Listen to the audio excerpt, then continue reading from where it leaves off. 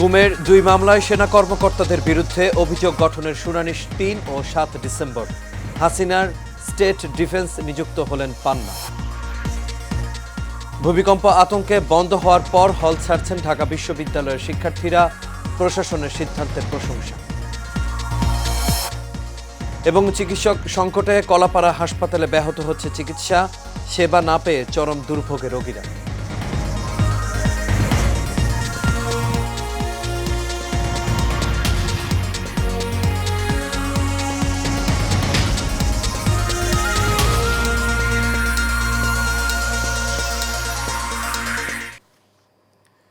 সবাইকে স্বাগত এশিয়া নিউজে। দর্শক, পুরো সংবাদ জুড়ে আপনাদের সঙ্গে আছে আমি আনোয়ার রাজ। দর্শক, এতক্ষণ শুনছিলেন বিআরবি কেবল ইন্ডাস্ট্রিজ লিমিটেড সংবাদ শিরোনাম। এবার চলে যাচ্ছি পুরো খবরে। গুম ও নির্যাতনের ঘটনায় মানবতা বিরোধী অপরাধের 2 মামলায় অভিযোগ গঠনের শুনানির দিন নির্ধারণ করেছেন আন্তর্জাতিক অপরাধ ট্রাইব্যুনাল। 2 মামলার একটির অভিযোগ গঠনের শুনানি 3 ডিসেম্বর ও অন্যটির 7 ডিসেম্বর। বিচারপতি মোহাম্মদ গোলাম মর্তুজা মজুমদারের নেতৃত্বে 3 সদস্যের আন্তর্জাতিক অপরাধ ট্রাইব্যুনাল 1 এই দিন ধার্য করেন। এর আগে গুম ও নির্যাতনের ঘটনায় মানবতা বিরোধী অপরাধের 2 মামলায় অভিযুক্ত 13 সেনা কর্মকর্তাকে আন্তর্জাতিক অপরাধ ট্রাইব্যুনাল 1-এ হাজির করা হয়। এদিন মামলার পরবর্তী শুনানির দিন সেনা কর্মকর্তাদের সশরীরে উপস্থিতির পরিবর্তে ভার্চুয়ালি হাজিরা দেওয়ার অনুমতি চেয়ে ট্রাইব্যুনালে আবেদন করেছে তাদের আইনজীবীরা। এদিকে আন্তর্জাতিক অপরাধ ট্রাইব্যুনালে শেখ হাসিনার বিরুদ্ধে গুমের মামলায় স্টেট ডিফেন্স হিসেবে নিয়োগ পেয়েছেন আইনজীবী জেড.আই খান পান্না। ভূমিকম্প পরবর্তী উদ্ভূত জরুরি পরিস্থিতিতে ঢাকা বিশ্ববিদ্যালয়ে বন্ধ ঘোষণার পর আজ সকাল থেকে হল ছাড়তে শুরু করেছেন শিক্ষার্থীরা। সকাল থেকে প্রয়োজনীয় জিনিসপত্র নিয়ে বিভিন্ন হলের শিক্ষার্থীদের হল ত্যাগ করতে দেখা গেছে। ভূমিকম্প আতঙ্কের পর বিশ্ববিদ্যালয়ের প্রশাসনের এমন সিদ্ধান্তকে স্বাগত জানিয়েছেন শিক্ষার্থীরা। এদিকে রোকেয়া হল, ঢাকা বিশ্ববিদ্যালয়ের মহসিন হল, শহীদুল্লাহ হল সহ অধিকাংশ হল জরাজীর্ণ হয়ে আছে। নিরাপদ আবাসনের দৃশ্যমান সমাধান সহ 3 দফা দাবিতে রাতভর ভিসির বাসভবনের সামনে অবস্থান করেন ক্যাম্পাসের কয়েকজন আবাসিক শিক্ষার্থী। এর আগে ভূমিকম্প পরবর্তী উদ্ভূত জরুরি পরিস্থিতিতে আগামী 6 ডিসেম্বর পর্যন্ত বন্ধ ঘোষণা করে ঢাকা বিশ্ববিদ্যালয় প্রশাসন।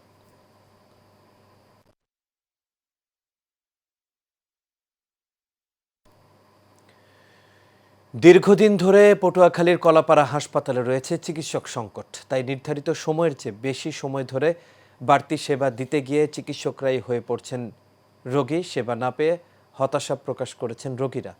দ্রুত সময়ের মধ্যে এই হাসপাতালে প্রয়োজনীয় চিকিৎসক নিয়োগের দাবি সংশ্লিষ্টদের।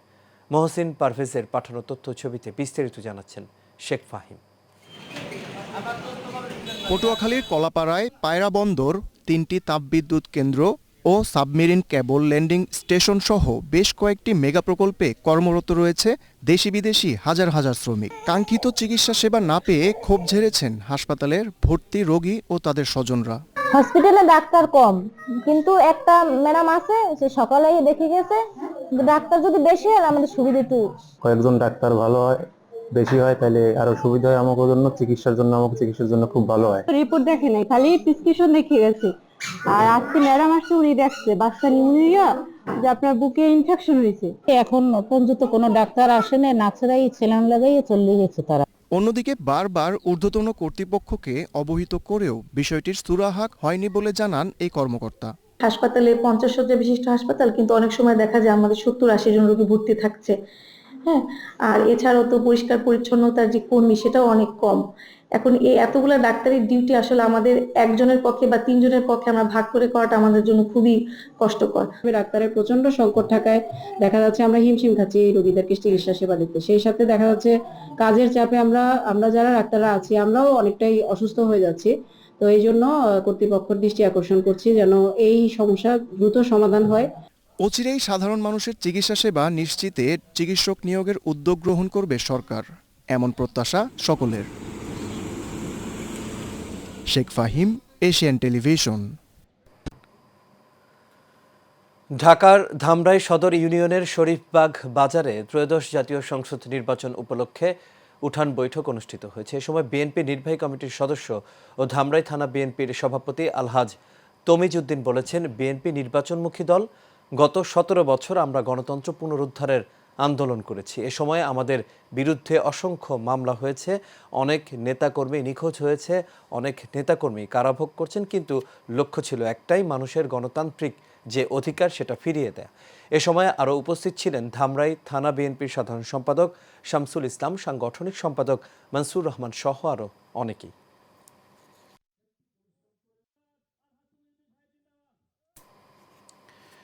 ঢাকার ধামরায়ে বিএনপির ভারপ্রাপ্ত চেয়ারম্যান তারেক রহমানের 61তম জন্মদিন উপলক্ষে 5 শতাধিক সুবিধাবঞ্চিত পরিবারের মাঝে শীত বস্ত্র কম্বল বিতরণ করা হয়েছে। উপজেলার সুতিপাড়া ইউনিয়নের কালামপুর আদর্শ গ্রামের খেলার মাঠে এর আয়োজন করা হয়। আয়োজিত এই অনুষ্ঠানের প্রধান অতিথি হিসেবে উপস্থিত ছিলেন ঢাকা জেলা যুবদলের সভাপতি, ঢাকা 20 আসনে ধানের শীষ প্রতীকে মনোনয়ন প্রত্যাশী ইয়াসিন ফেরদৌস মুরাদ। এ সময় বিশেষ অতিথি হিসেবে আরও উপস্থিত ছিলেন ঢাকা জেলা যুবদলের সাবেক সহ সভাপতি ইবাদুল হক জাহিদ, সাবেক অর্থ ও দপ্তর সম্পাদক মনিরুল ইসলাম, কালামপুর বাজার বণিক সমিতির সভাপতি আব্দুল হালিম কণ্ঠু সহ আরও অনেকেই।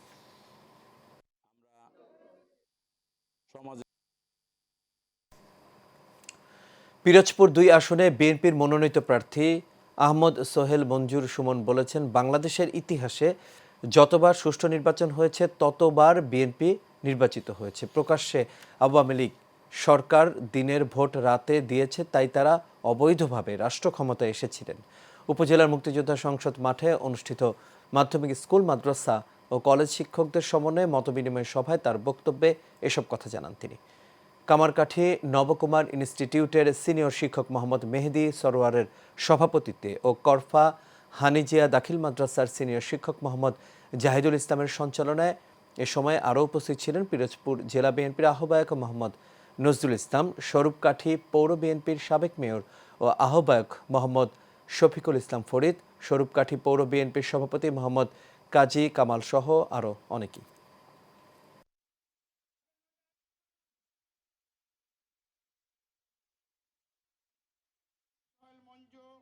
Law and human rights society বাংলাদেশের ঢাকা বিভাগীয় কমিটির উদ্যোগে গণতন্ত্র প্রতিষ্ঠায় গণমাধ্যমের ভূমিকা এবং মানবাধিকার ও আইনের শাসন বাস্তবায়নে আমাদের করণীয় শীর্ষক আলোচনা সভা ও গুণীজন সংবর্ধনা অনুষ্ঠিত হয়েছে। রাজধানীর মতিঝিলে একটি হোটেলে আয়োজিত অনুষ্ঠানে লায়ন শহীদুল ইসলাম খোকনের সভাপতিত্বে অনুষ্ঠানে প্রধান অতিথি হিসেবে উপস্থিত ছিলেন ঢাকা বিশ্ববিদ্যালয়ের প্রফেসর ডক্টর হামিদা খানম, জিয়া সাংস্কৃতিক সংগঠন জিসাসের সভাপতি Rokeya Sultana Keya Chowdhury, law and human rights society বাংলাদেশের মহাসচিব অ্যাডভোকেট মোহাম্মদ আবু বকর সিদ্দিক ও বাংলাদেশ সুপ্রিম কোর্টের deputy attorney general advocate Ahsan Ullah সহ সংগঠনের অন্যান্য নেতৃবৃন্দ। পরে গুণীজন ব্যক্তিদের সংবর্ধনা দেওয়া হয়।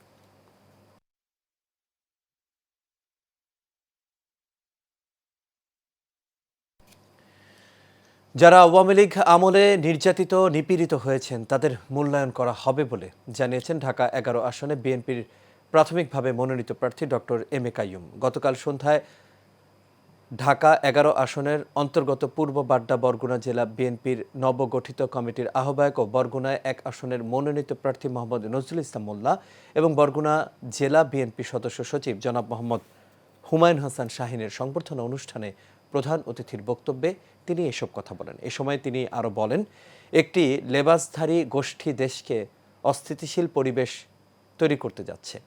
অনুষ্ঠানে ঢাকায় বসবাসরত বরগুনা জেলার বাসিন্দা সহ ঢাকা 11 আসনের সাধারণ ভোটাররা উপস্থিত ছিলেন। ইসলাম মোল্লা ভাই অত্যন্ত ত্যাগী একজন নেতা। এই স্বৈরাচারী হাসিনার সময় এই আমাদের করিমের সাথে ছোট্ট একটা রুমে উনি 9 দিন একসাথে ছিল। ত্যাগী সাহসী নেতা, দুঃসময়ের বিএনপির কান্ডারি উনি। তারেক রহমান সঠিক লোকের হাতেই ধানের শীষের প্রতীক দিয়েছে। এবার প্রবাস সংবাদ। জাতীয় বিপ্লব ও সংহতি দিবস এবং বাহরাইন শাখার আহ্বায়ক কমিটি ঘোষণা উপলক্ষে আলোচনা সভা ও দোয়া মাহফিল অনুষ্ঠিত হয়েছে। দেশটির রাজধানী মানামায় দেশটির গোল সিটি কনভেনশন হল রুমে পবিত্র কোরআন তেলাওয়াতের মধ্য দিয়ে অনুষ্ঠান শুরু হয়। অনুষ্ঠানে প্রস্তাবিত আহ্বায়ক রুহুল আমিনের সভাপতিত্বে সিরাজুল ইসলাম চুন্নু ও মোহাম্মদ সেলিম এবং ফিরোজ আলম কিরণের যৌথ পরিচালনায় অনুষ্ঠানে প্রধান অতিথি ছিলেন যুগ্ম আহ্বায়ক আক্তারুজ্জামান মিয়া। এ সময় রুহুল আমিনকে প্রস্তাবিত কমিটির আহ্বায়ক এবং সিরাজুল ইসলাম চুন্নুকে প্রস্তাবিত কমিটির সদস্য সচিব করে 85 সদস্য বিশিষ্ট একটি আহ্বায়ক কমিটি ঘোষণা করেন রফিকুল ইসলাম আকন।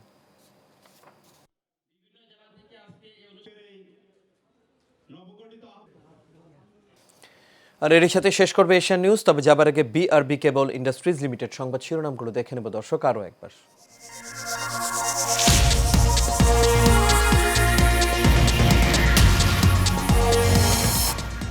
গুমের 2 মামলায় সেনা কর্মকর্তাদের বিরুদ্ধে অভিযোগ গঠনের শুনানি 3 ও 7 ডিসেম্বর। হাসিনার স্টেট ডিফেন্স নিযুক্ত হলেন পান্না। ভূমিকম্প আতঙ্কে বন্ধ হওয়ার পর হল ছাড়ছেন ঢাকা বিশ্ববিদ্যালয়ের শিক্ষার্থীরা, প্রশাসনের সিদ্ধান্তের প্রশংসা। এবং চিকিৎসক সংকটে কলাপাড়া হাসপাতালে ব্যাহত হচ্ছে চিকিৎসা, সেবা না পেয়ে চরম দুর্ভোগে রোগীরা।